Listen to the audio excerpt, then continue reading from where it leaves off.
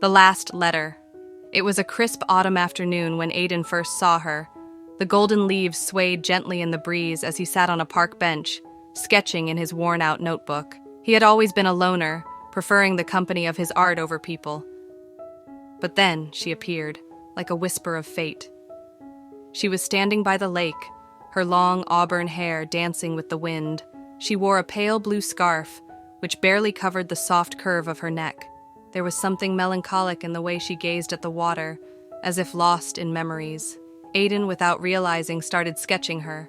He hadn't intended to stare, but the way she wiped a tear from her cheek made his heart clench. Before he knew it, his feet moved on their own. He walked towards her, unsure of what he would say. "Are you okay?"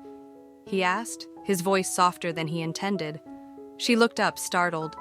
Her emerald eyes, glistening with unshed tears, met his. For a moment, she just stared at him before offering a small, sad smile. "I will be," she whispered. Aiden didn't push further. Instead, he simply sat beside her, offering his silent presence as comfort. They watched the lake together, two strangers bound by an invisible thread. A love that bloomed. Over the next few weeks, they kept meeting at the park. Her name was Evelyn, and she had a quiet grace about her. She loved poetry and often carried a little notebook filled with verses she had written. Aiden would sketch her while she read aloud, her voice weaving magic in the crisp air. "I think you see the world differently," she said one day, looking at his sketch of her. "You don't just draw faces, you capture feelings." "And you," he replied, "don't just write words, you paint emotions." They laughed, their hearts inching closer without them realizing. Days turned into weeks, and Aiden found himself thinking of her every moment. He would wait for their meetings, craving the way she smiled when she saw him. One evening, as they sat under a maple tree, Evelyn sighed.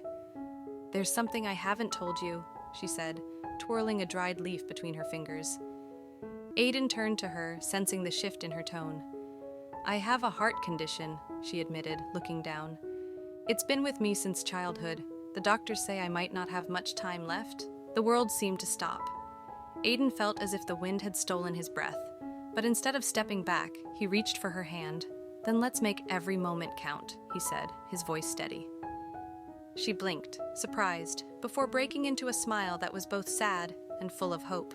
Moments of forever. They spent the next few months creating memories.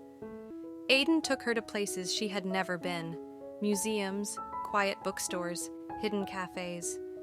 They watched the stars from his rooftop, fingers intertwined. Evelyn wrote poems about love, about fleeting moments, about a boy with ink-stained fingers who made her feel alive. One winter night, as snowflakes kissed the ground, Aiden held her close. "I love you, Evelyn," he whispered, his voice raw with emotion. Tears welled in her eyes. "I love you too, Aiden, but—" "No but," he interrupted gently. "Just love." She nodded, pressing a soft kiss to his lips. The last letter, spring, arrived with its bloom, but Evelyn grew weaker. The day she was admitted to the hospital, Aiden felt like the universe was crumbling around him.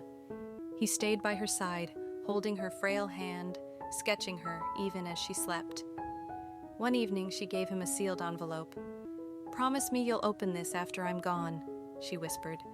Aiden shook his head. "Don't talk like that," she smiled. "Please." He swallowed hard and nodded. Evelyn passed away on a rainy April morning. Aiden felt hollow, as if the colors of his world had faded. It took him weeks before he found the courage to open the letter. "My dearest Aiden, if you're reading this, I am no longer by your side, but please don't grieve too much. Our love was never meant to be measured in years, but in moments, and you gave me the most beautiful ones. Thank you for making me feel alive. Thank you for loving me without fear. Keep sketching, keep loving, and one day when the wind carries my whispers to you, smile. Yours always, Evelyn." Tears fell onto the paper, blurring the ink, but in his heart, Aiden knew Evelyn would never truly be gone. And so, with trembling hands, he picked up his pencil and began to draw again. This time he wasn't just sketching her face. He was capturing their love, eternal and untouched by time.